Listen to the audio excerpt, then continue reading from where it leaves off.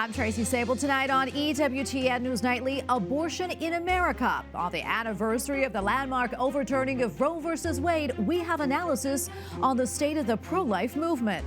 Terror in Russia. More than a dozen people are dead after a strike on churches and synagogues. We have the latest. Diplomatic role.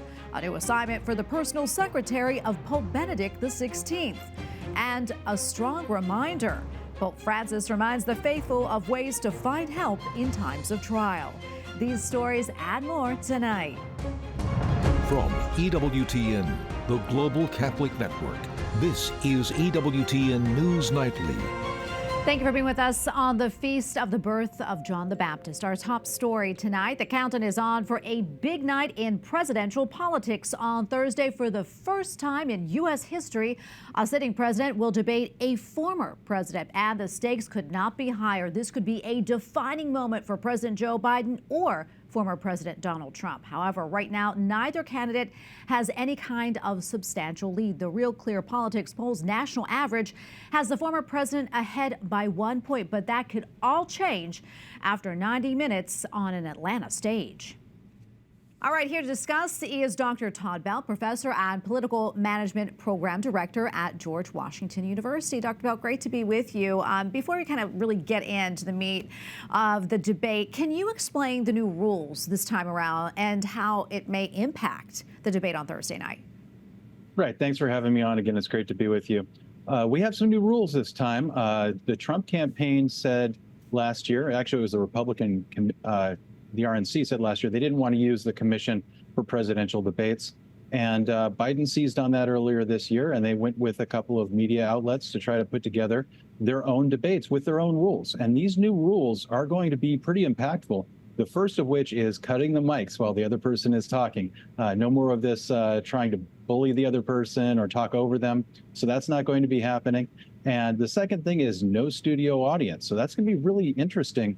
We're probably going to see a little bit more policy discussion since there won't be as much opportunity to gin up the crowd to try to get a response.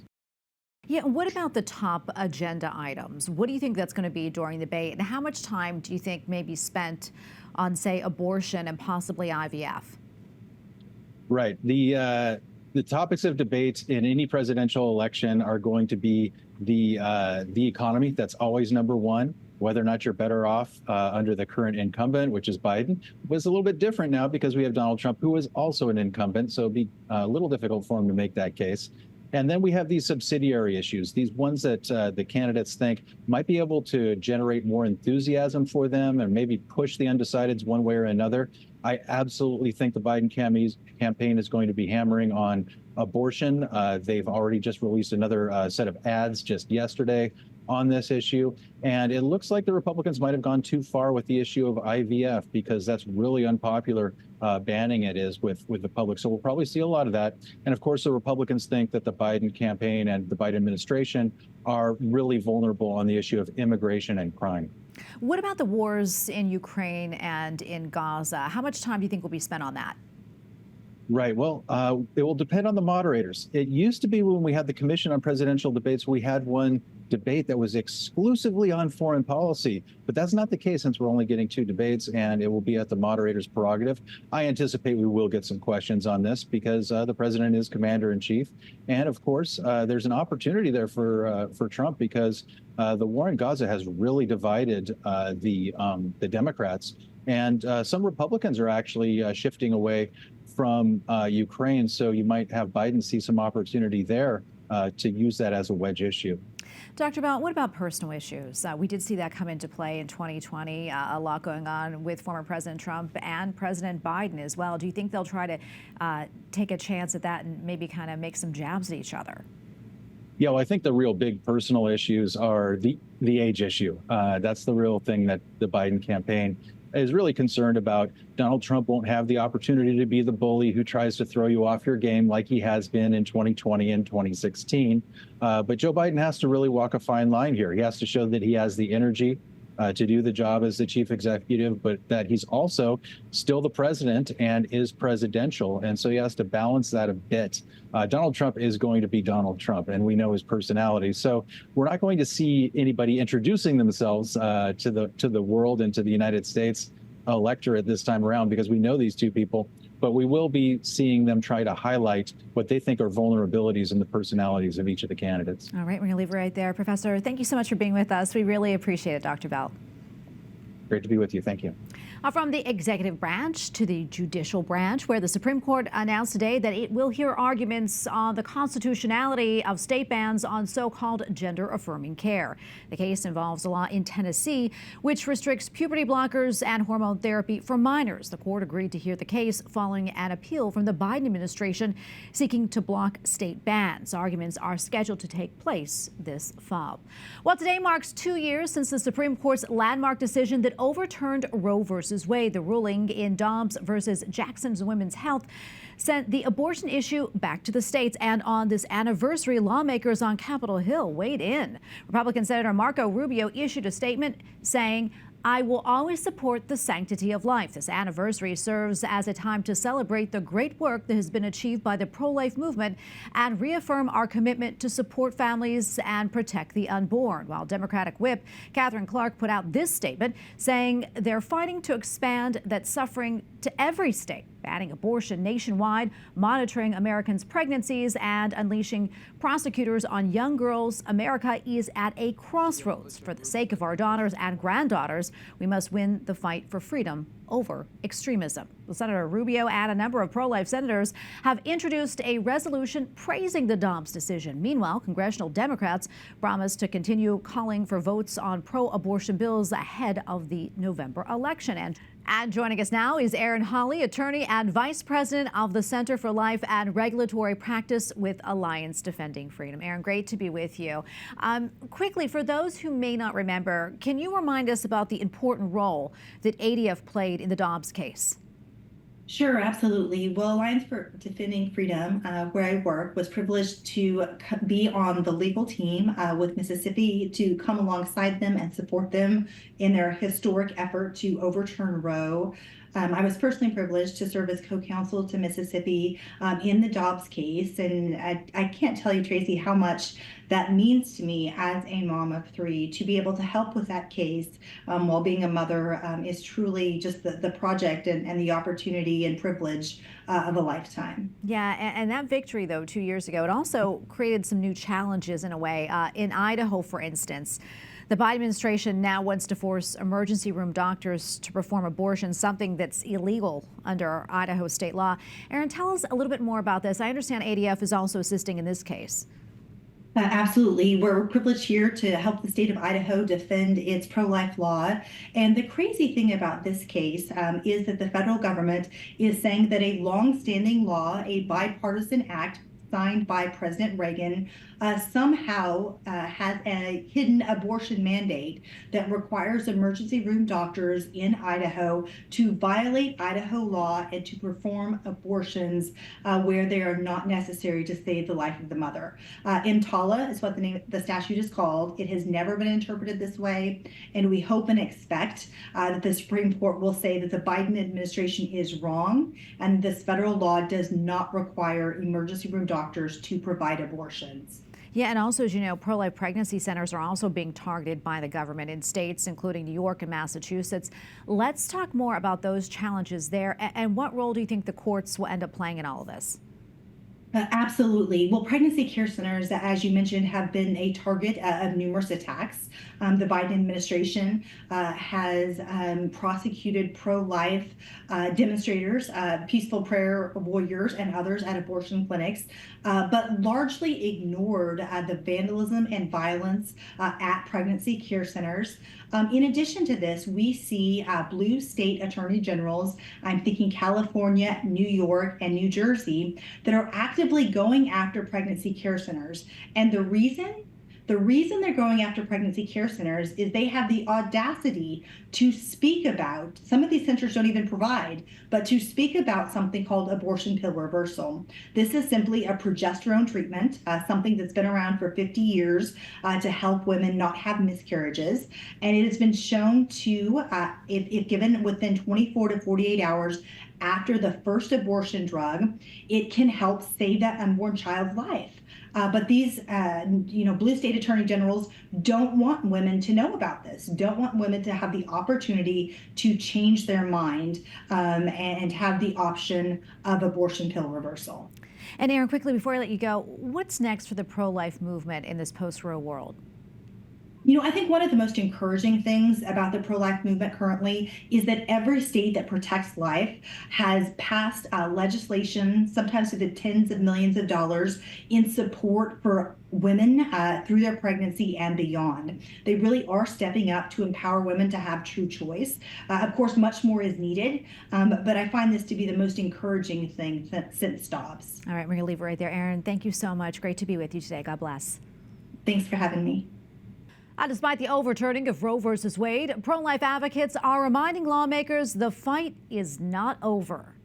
We've come here to demand that our leaders, especially those in the Republican Party, lead on life and not get sucked into maelstorms or whirlpools of abortion moderation or toleration that will only end Those comments in came on destruction. Saturday at the Lincoln Memorial in Washington, D.C. during a rally to celebrate the overturning of Roe versus Wade. Despite searing heat, pro-lifers from all walks of life and all regions of the U.S. took part. They held signs, waved flags, cheered, and became a voice for the voiceless. And coming up later in the newscast, Capitol Hill correspondent Eric Rosales sits down with Senator Thune. The Republican minority whip discusses his faith and pro-life beliefs heading into the November election.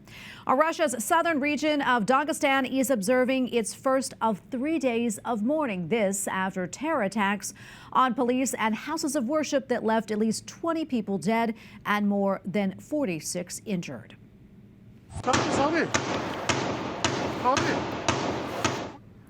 The coordinated attacks targeted two churches, a synagogue, and a police post during the Orthodox celebration of Pentecost. 15 police officers were among the victims, as well as an Orthodox priest. Authorities say security forces killed the 5 attackers. An affiliate of the Islamic State claimed responsibility for the attack. And for more insight, let's bring in Sarah Harmouche, a terrorism expert and PhD candidate at American University. She is also the founder of H9 Defense. Sarah, good to have you back on the show. Your reaction and what do you think was behind these attacks? What do I think, or who do I think is behind the attacks? What do you think is the motive? The motive is clear. I mean, jihadist groups and militant groups, specifically radical Islamist one, have always wanted to target Russia. And the focus has always been on religious sites and on coordinated series of attacks, which the motive behind those are to create sectarian divides between communities, which will then cause degradation of the cultural and religious fabrics between these communities, and also to create fear and uncertainty also to establish aspects of where countries focused on wars or are diverted and their resources are reallocated for other ways. Militant groups usually exploit those in order to conduct attacks and launch them successfully, because there's been diversion of resources and the military focus is also shifting. Yeah, and Sarah, we mentioned an affiliate of the Islamic State claimed responsibility for the attacks. What more can you tell us about this terror group and its ties to this Muslim region in Russia? The Islamic State in Khorasan have targeted before and conducted the Moscow attack that was not too long ago from this attack. There are various claims of different responsibilities for various groups, and some groups are not claiming responsibilities in order to keep strategic ambiguity and not have all eyes on that group. And then the Islamic State have been claiming some of these attacks. And with the ongoing war in Ukraine right now, and with the Israel and Gaza war that is ongoing in the Middle East, and with a lot of things going on in Afghanistan and the Taliban rise, a lot of these groups start competing for attention.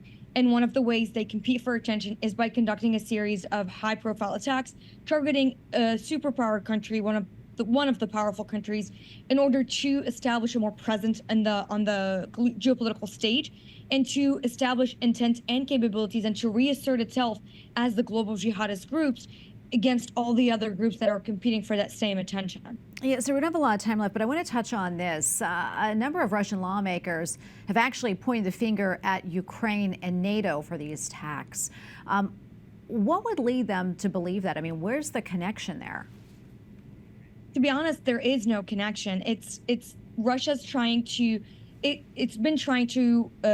It launched a counterterrorism operation against all of these groups, and it had said before that it's going to launch a bigger operation to eradicate Islamist militant groups from Russia. With the diversion of Russia's attention to combat Ukraine, and militant groups are taking that as an advantage, Russia feels embarrassed on the type of attacks that it's encountering and not being able to thwart these attacks. So blaming another country without substantiated evidence is very problematic, but it also shows you the capabilities of terrorist groups' abilities in conducting these strikes to cause diplomatic tension, which could inadvertently exacerbate the tension between Russia and Ukraine and lead to a bigger war.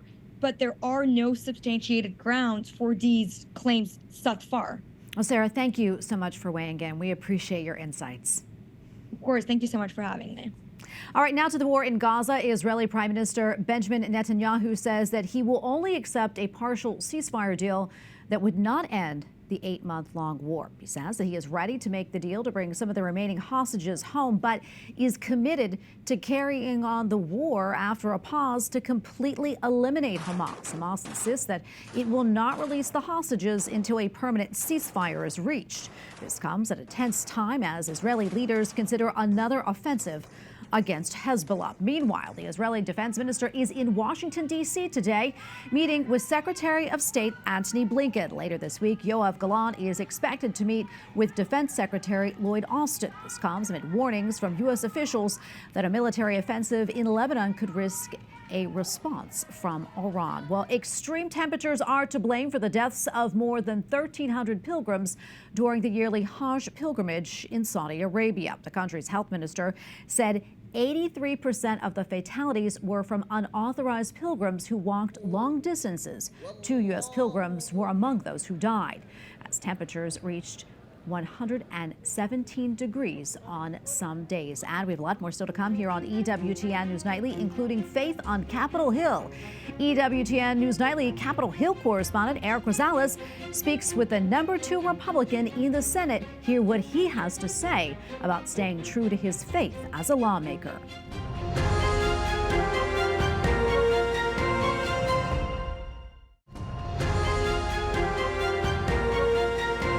Welcome back. Pro-life Republican Senator John Thune holds the #2 GOP leadership position as minority whip, and he hopes to be the next Republican leader. EWTN News Nightly Capitol Hill correspondent Eric Rosales sat down with a South Dakota lawmaker to uncover how he keeps his spiritual glass full in coping with the demands of the Senate. We're joined with Senate Minority Whip John Thune, Senator from South Dakota. Thank you so much for joining us. Great to be with you, Eric, as always. Thank you. A lot of people know that you are second in charge, but a lot of people do not know about your commitment to your faith. And how did you come to know the Lord? Early in life, I had parents who came to Christ later in life. They were in their 30s, but a friend of my dad's from high school got them involved in a Bible study. And they were having some struggles in their marriage and their lives. And they found the Lord that way. And so as I was coming along, it was just sort of, you know, at an early age, I made a profession of faith in Christ, and that's been, you know, the foundation for pretty much everything I do. Senator Thune says it's an example of how one friend can change the lives of others for generations. He stays grounded each day by reading God's Word. Starting off the day in prayer is critical to every day, and in a lot of cases it's, you know, asking for wisdom. And this is a job where there are a lot of things coming at you, and being able to discern what's truth from what's false, you know, knowing right and wrong, and asking for the Lord's guidance on that. You know, it says in James 1:5 that if any man asks for wisdom, God will give it to him. Senator Thune is unapologetically pro-life and understands the Democratic Party wants to keep the abortion issue in the headlines going into the 2024 election. But to him, I believe that there are certain things that are just clear. You know, it says in Psalms 139 that He formed our inwards parts, wove us in our mother's womb, that we are fearfully and wonderfully made, and that my soul knows it very well. And I think that the clear articulation of that as part of our sort of Judeo-Christian heritage is something that shapes the way I view the issue. But there's just, for me, an intuitive, sort of instinctive sense of right and wrong on that issue. He says this next election is vital to the country's success and hopes the GOP will take both the White House and Congress. What do you want to bring to the Republican Party if you are the majority leader? I want to be a hopeful, optimistic leader, a leader who's willing to do hard things, make hard decisions, and a leader who comes with strong convictions and doesn't shy away from or back down from a fight, but at the same time understands that this is a country that's a democracy, and there are going to be a lot of people with different points of view, and at the end you have to try and figure out how to get solutions and results for the American people, and that doesn't mean you're always going to get everything you want. We had a wonderful conversation for about 15 to 20 minutes. He adds that the ultimate goal of Congress is to make the country safer, stronger, and prosperous for the next generation, and that means working with all sides to learn and govern. I did ask him about his advice for the next generation. Senator Thune says, don't worry so much about getting approval from others. Too many kids nowadays, they are tethered to their phones and social media sites and the number of likes that they get. Tracy? All right, thank you, Eric. Great report. Up next on EWTN News Nightly, a new assignment. Learn where the Vatican is sending the longtime aide to Pope Benedict XVI. Plus, the Holy Father explains how Jesus never abandons us during difficult times.